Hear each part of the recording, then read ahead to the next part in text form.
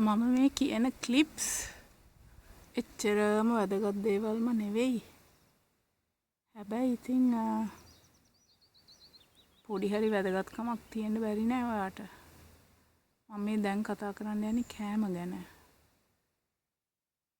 කෑම කියන එකත් හරිම වැදගත් දෙයක් මේ ආධ්‍යාත්මික මාර්ගය පටන් ගත්තම යන්න ගත්තම.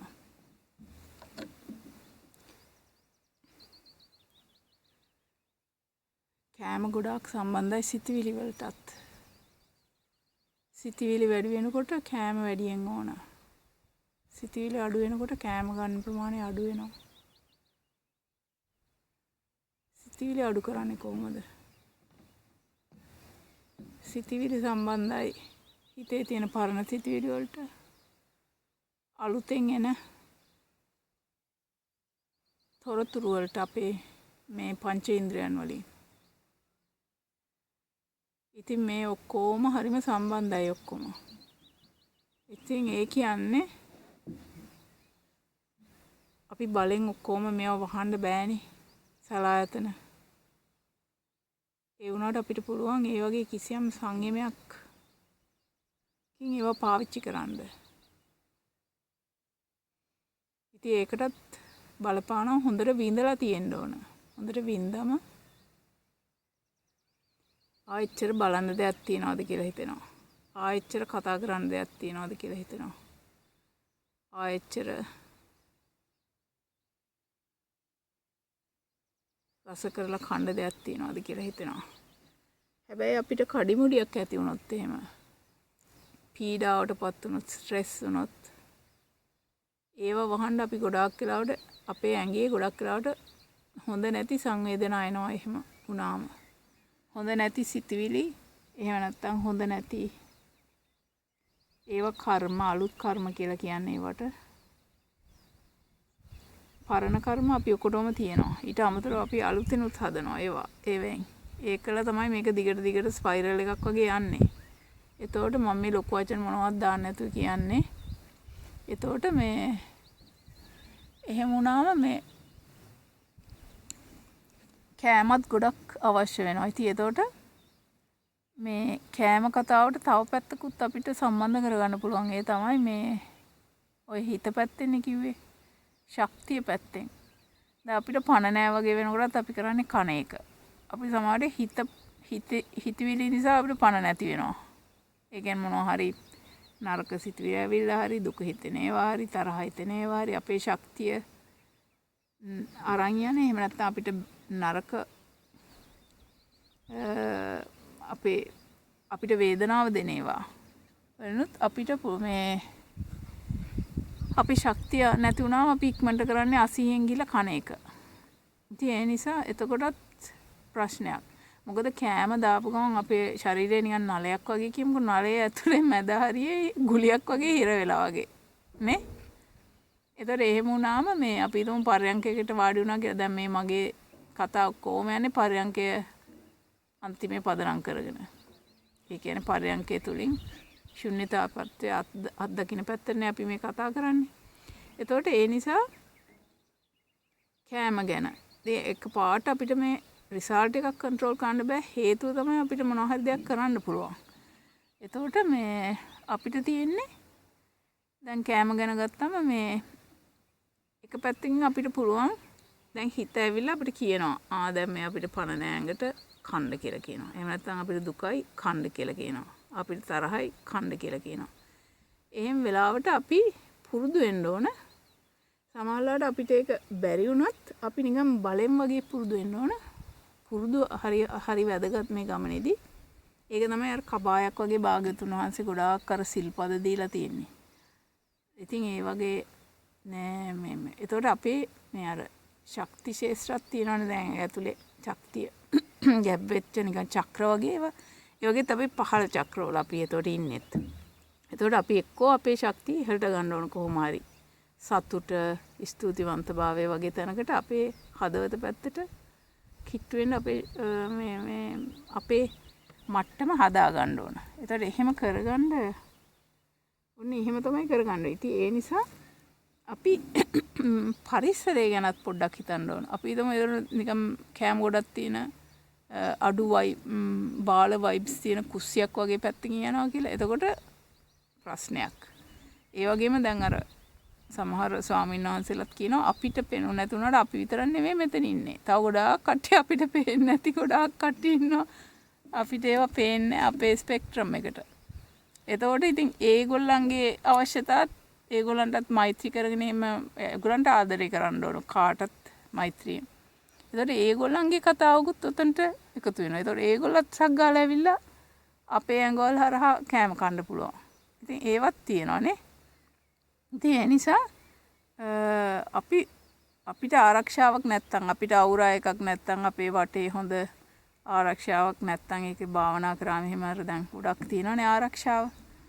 එහෙම ආරක්ෂක ශක්ති වලල්ලකුත් නැත්තම් අපේ හරි අනාරක්ෂිත නම් අපේ හිත අනාරක්ෂිත වෙලා ශරීරයත් එතකොට අනාරක්ෂිත වෙලා අපිත් අනාරක්ෂිත වෙනවා.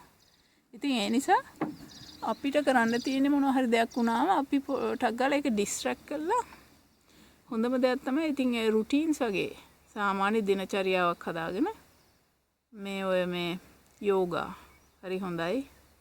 යෝගා වලින් ඔය ස්ට්‍රෙචින් වගේ කියන්නේ ඔය නම්මේ සුළු භාවයක් ඇති වෙනවා වගේම ඒවා කතන්දර වලට සමහරු කරනවා. ශක්තිය පැත්තෙන් ගොඩාක් වාසි වෙනවා. මොකද යෝගා වල තියෙන්නේ මේ ශරීරයේ හිට මෙහෙට නැමීමම විතර නෙමෙයි හුස්මත් එක්ක ගොඩාක් සම්බන්ධයි. ඒ චිවරු ඒ ගුරුවරු කියලා දීපුවා. ඒව බලලා ඒකේ පර්ෆෙක්ට් වෙන්න ඕනේ නැහැ. අඩු ගානේ තමන්ට තියෙන වෙලාව අනුව තියෙන තැන අනුව තමන් ඒ වගේ පොඩ්ඩක් ඒ ඉරියව් දෙක තුනක් විතර කරන එකත් වැදගත් වෙනවා. පුළුවන් විදියට. ඒ වගේම මේ කෑම පැත්තෙන් ගත්තම ওই කෑමට වැඩිය මේ බය වෙන්නත් හොඳ නැහැ. මොකද හේතුව කෑම ගොඩක් වෙලාවට මේ රෙසිපි කියන හෝල් කොන්සෙප්ට් එකම රෙසිපි කියන්නේ මොනවද සිංහලෙන් රෙසිපිස් වල ගොඩක් වෙලාවට ඒ වගේම කෑම වර්ග ගත්තම දැන් අපි කියනවා මේ අපේ රටේ රොටි තියෙනවා. හරි රොටියයි තක්කාලි මොනවා හරි පොඩි බොරේට හදනවා කියමුකෝ. ඔය දෙක එකතු කරලා ඉතාලියේ මිනිස්සු පිට්සා කියලා හදනවා. අපේ රොටි හදන්නේ කබලේ. නැත්තම් දරලිපක උඩ යකඩ මොකක් හරි එකක් උඩ. හරි ගල් හරි මොනවා හරි. ඊට පස්සේ මේ අරගොල්ලන් කරන්නේ වහපු එකක දුමෙන්. ඉතින් දැන් කෑම හදන ප්‍රධාන ක්‍රමයක් තියෙනවානේ. තම්බනවා කියයි, වාෂ්ප කියයි, බදිනවා කියයි. ඔය තියෙන ක්‍රම ටිකක් පුච්චනවා කියයි, يعني බේක් කරනවා. ඒ වගේ තියෙන්නේ. පොඩි ක්‍රම ටිකක් තියෙන්නේ. ඊට පස්සේ ඒක එහෙට මෙහෙට වෙනවා. අනිත් එක එක තැන්වල තියෙන එක ලෝකේ තියෙන එක පරිසරවල එක පැලෑටිනේ තියෙන්නේ. ඒතොර එක කුළුබඩු වර්ග තියෙනවා. ඒතොර එක දේවල් පාවිච්චි කරලා කෑම ಜಾති හදනවා. ඉතින් ඒතකොට ඒ නිසා කෑම වලට බය වෙන්නවත්. කෑම වලට ලොකු මේ ආරක හරි ලොකු දෙයක් මේක හරි පොඩි දෙයක් ඒව අවශ්‍යත් නැහැ. ඊට පස්සේ කෑම ඔය මේ ඊළඟට ඒ කියන්නේ එක නන් තිබ්බ පළියට එක තැන්වල නන් තියෙන්නේ. එතකොට මේ මම මේ කෑමකාරයන්ව අවතක්සේරු කරන්න නෙමෙයි මේ කියන්නේ. අර අපේ ජීවිතේ අපේ මේ ගමන යන එකට මේ පර්යංකයට භාවනාවලට අපේ ජීවිතේ සරල කරගන්න මේ කෑම වලින් ලොකු බාධාවක් නොවෙන්න තමයි මම මේ කියන්නේ. නැතුව මේ කෑම කට්ටියත් එක්ක කිසි විරුද්ධත්වයක් නැහැ. නමුත් අර අපි ටික ටික හොඳ සැලකිල්ලෙන් දේවල් දිහා බලනකොට අපිට පේනවා ගොඩාක් සමානයි කියලා ගොඩක් දේවල්. ඒ නිසා අපි එතකොට එහෙම අපි කෑම වලට තියෙන බය හෝ ලොකු ගෞරවය අයින් කළා දැම්මම. ඒ කියන්නේ මම කියන්නේ කෑම වලට ස්තුතිවන්ත වෙලා ප්‍රතිවේක්ෂා කරලා කන්න ඕනේ. ඒක නෙමෙයි මම කියන්නේ. අර නිකන් අනවශ්‍ය විදියට ඇලීම වගේ එකක් කෑම වලට. නැත්නම් ආර්යගේ කෑම වටිනවා අරව කන්න ඕන නැත්තම් බෑ. ඒ වගේ ඒවට මම කියන්නේ. එතකොට ඒ වගේ වෙලාවල් වලට මේ අපිට පුළුවන් මේකෙත් තියෙන අරකමනේ අරකෙත් තියෙන මේකමනේ ඩෙසර්ට් ගත්තම ඒ ඔක්කොගෙමත් තියෙන එක වගේම කතාවක්. ඊළඟට තම්බපු කෑම වලත් ඒ වගේම කතාවක්. වාෂ්ප වලින් හදන කෑම වලත් ඒ වගේම කතාවක්. සුප් වලත් ඒ වගේම කතාවක්. ඉතින් එක මහද්දීප වල එක පොඩි වෙනස්කම් තියෙන්න පුළුවන්.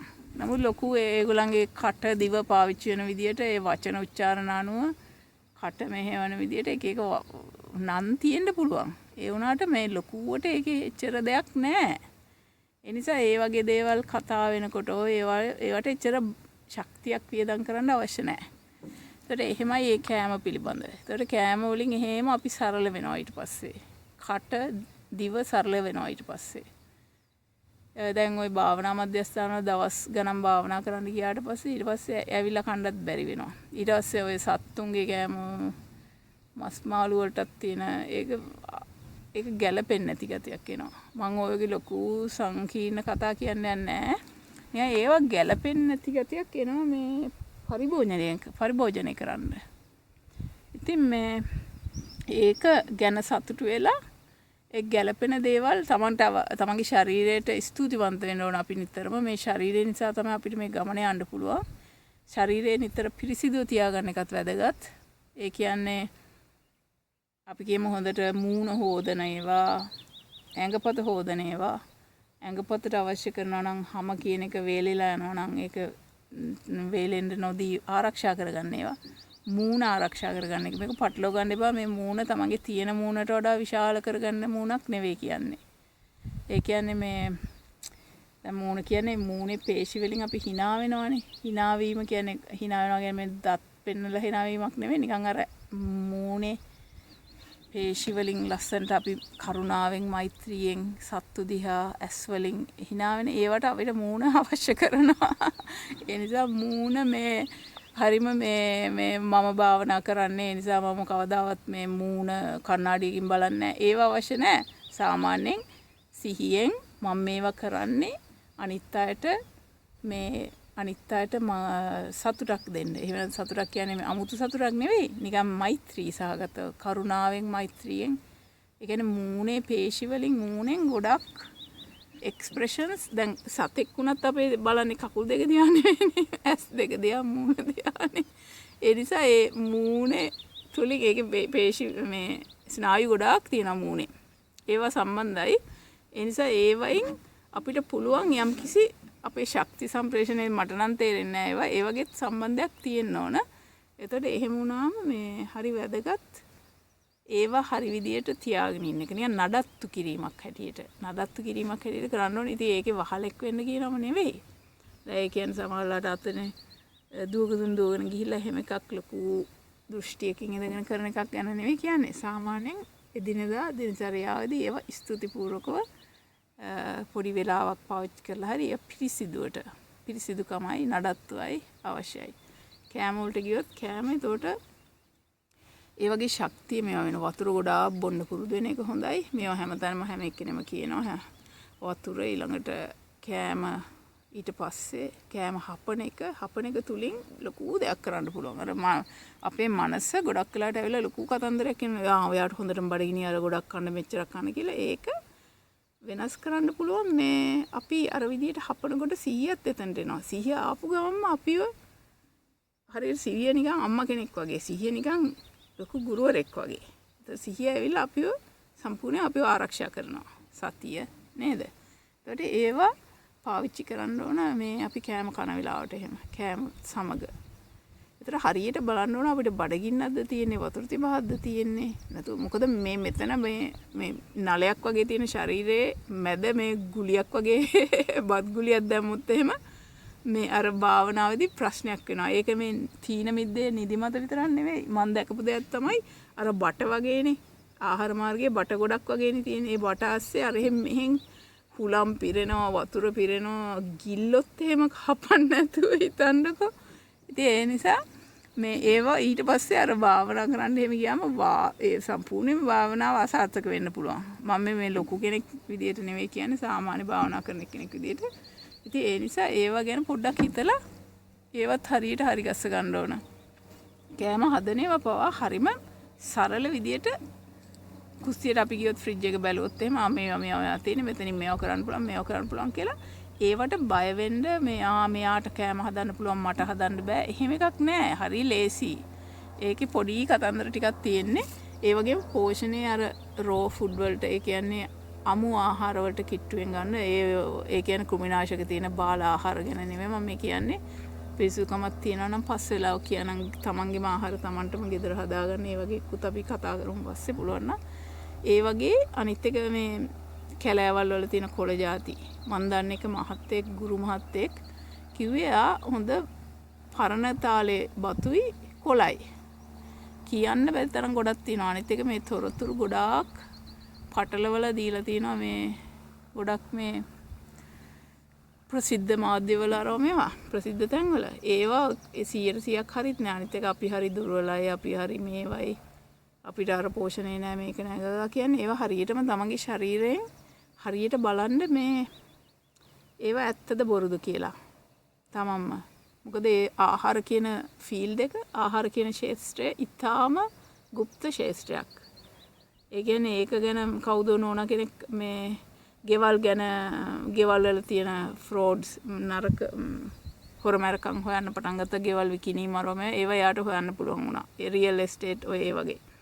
නමුත් මේ නෝනා ඊට පස්සේ ගිහිල්ලා තිනවා මේ ආහාර පිළිබඳ බලන්න. එයා කිව්වා ඒක කොහෙන් පටන් ගන්න කොහෙන් ඉවර කරන්නද කියලා හිතා ගන්න බෑ කියලා. ඒ තරම් කලවම් කරනවා, අරවා කරනවා, මේවා කරනවා මාර කතා ගොඩන්නේ තියෙන්නේ. ඔයා දන්නවනේ ඒ චුට්ටක් විස්තර. එතකොට ඒවා මේ ඒ නිසා පුළුවන් තරම් වහගන්නත් බලන්න ඒකලා. තොරතුරු තාක්ෂණය වගේම මේ ආහාර ගැන කියනවා නම් පුළුවන් තරම් Tamanට තමන්ගේ ප්‍රදේශයේ මොනවා හරි ඔය කොළ ಜಾති හොයාගන්න පුළුවන් නම් කොළ ಜಾති වලට පොඩ්ඩක් මේව කරලා අනිත් එක දැන් සීනි පාවිච්චි ගොඩාක් වැඩි වෙලා අපේ දිවවල් එහෙම වෙනස් වෙලා තිබ්බොත් මේ අපිට අර අපේ ශරීරේ අපේ දිව ප්‍රතික්ෂේප කරනවා හොඳ පෝෂජනක මේ හොඳ පාරම්පරික දේවල් කන එක. ඉතින් ඒව පාරම්පරික දේවල් එකපාරට කන්න යනවට වඩා සීනි ගැන පොඩ්ඩක් පරිස්සම් වෙන්න ඒව අඩුවෙන් ගන්න සීනි කියන්නේ ඊටාම නරක දෙයක්. ඉතින් ඒකට ඒක නැතුමත් බැරි ඇති. ඒ වුණාට පරිස්සම් වෙන්න. ඒකට ඒවා හැමදාම අර බ්‍රේක්ෆාස්ට් කියන්නේ උදේ ආහාරය. ඒතර අපිට උදේ ආහාරයේදී පොඩි chance එකක් ලැබෙනවා. මොකද අපි පැය ගාණක් අපේ ආහාර මාර්ගේ නවත්තපු නිසා, දිව නවත්තපු නිසා එයා තොරතුරු වැඩි නෑ අර පැන් රස පිළිබඳ. ඒතකොට එතනදී අපිට පුළුවන් ඔය එක එක දේවල් දෙන්න. ඉඟුරු කරවිල වගේ දේවල් අමුවෙන් ජූස් හරි ඒ වගේ කරපුවා. මම නම් කරන්නේ ෆ්‍රීස් කරලා තියෙන ගොඩක් ඒවා මේ මාෂ් කරලා ඒ කියන්නේ පොඩි සම්පූර්ණ පල්ප් හදලා අධිශීතකරණය දාලා තියලා ඒ අවශ්‍ය කරන දේවල් අරගන්න. ඒකේ ඕන දෙයක් දාලා උදේට අරගන්නවා. අනිත් එක කැමල ඊටාම වැදගත් දේ තමයි රෑ වගේ සකස් කර ගැනීම. ඒ කියන්නේ හොඳට ඒවා ගැන සැලසුම් කිරීම, කැම වල සැලසුම් කිරීම ඊටාම වැදගත් දෙයක්. අපි හෙට කන ඒවා අදම හවසම සැලසුම් කරන්න ඕන. ඒ කියන්නේ අපි උදේ වෙලාවේදී සම්පූර්ණයෙන්ම අපි හොඳ කැම ටිකක් අපේ ශරීරයෙන් නලයට දාගත්තට පස්සේ ආහාර මාර්ගයෙන් නලයට ඊට පස්සේ අපිට අර මේ ගොඩාක් අපේ ජීවිතෙන් භාගයක් විතර ඔක්කොම හරි. ඒ කියන්නේ ඒ දවසෙන් භාගයක් විතර ජීවිතේ නෙමෙයි. ඒ විදිහට මේ හරි පැත්තට යනවා. හරි පැත්තට නොගිහින් අසිහියෙන් වෙන ඒවා කර බඩගින්න ගොඩාක් වැඩි වුණාට පස්සේ ගිලගෙන යන එක ඒව වැරදි. ඒ විදිහට නෙවෙයි වෙන්න ඕනේ. අනිත් එක එහෙම තියෙනවා. අනිත් එක ගොඩක් ජූස් වගේ දේවල්. ඒ කියන්නේ මම නම් කරන්නේ මෙහි හැදෙනවා එක පළතුරක් කුයි එක බෙරි జాතියකුයි. ඒ බෙරි ಜಾතිය ෆ්‍රීස් කරනවා පළතුරු ಜಾතිය වේලනවා. ඊට පස්සේ පළතුරු වල වතුර ටික අරන් අර බෙරි ටික එකතු කරලා ඒක බොනවා. ඒ වගේ මොනවා හරි ඔයාගෙත් ඒ ක්‍රම ඇති මොනවා හරි දෙයක් ඒව පොඩ්ඩක් හොයලා බලන්න. ලංකාව කියන්නේ ඊටාම ශාස්ත්‍රීය ජෛව විවිධත්වයෙන් ඉහළම ප්‍රදේශයක්. ඒ නිසා ඒකේ ගොඩක් ඒවා තියෙනවා. ආයුර්වේදය කියලා විශාල දැනුම් පද්ධතියකුත් තියෙනවා. ඒ වගේ ගොඩාක් දේවල් තියෙනවා. පැලෑටි කියන්න බැරි තරම් වාසනාවන්ත විදිහට තියෙනවා. ඒව පාවිච්චි කරලා මේ හැබැයි මෙහෙම හිතන්න එපා අරයා කරනවා මෙයා කරනවා කියලා. ඊටාම දැන් ජෛව විවිධත්වය වැඩි කියලා කැම ಜಾති 200ක් විතර තමන්ගේ වට්ටෝරුවට දාගන්න අවශ්‍ය නැහැ. එතනින් තමන්ට අවශ්‍ය ටික විතරක් කරගෙන ඒ විදිහට ඒ දේවල් කරගන්න පුළුවන්. ආහාර ගැන ඔන්න පොඩ්ඩක් කතා කරා. සරල වෙන්න ශක්තිය ලබා ගන්න ආහාර ගන්න ඉස්සෙල්ලා වතුර වැදගත්, ව්‍යායාම වැදගත්. ඒ වගේම තවත් හොඳම තැන මේ අපි මේ ඉන්න තැන වගේ තැන් වලට ආම වයිබ්ස් වැඩි වෙච්ච ගමන් ආහාර වල තියෙන නීඩ් එක අඩු වෙනවා. සතුට වැඩි, අපේ ශක්ති ශේෂ්ත්‍රය ඉහළට යනවා. ඒකත් හොඳයි. ඔන්න ඔය වගේ දේවල් හිතන්න. තෙරුවන් සරණයි.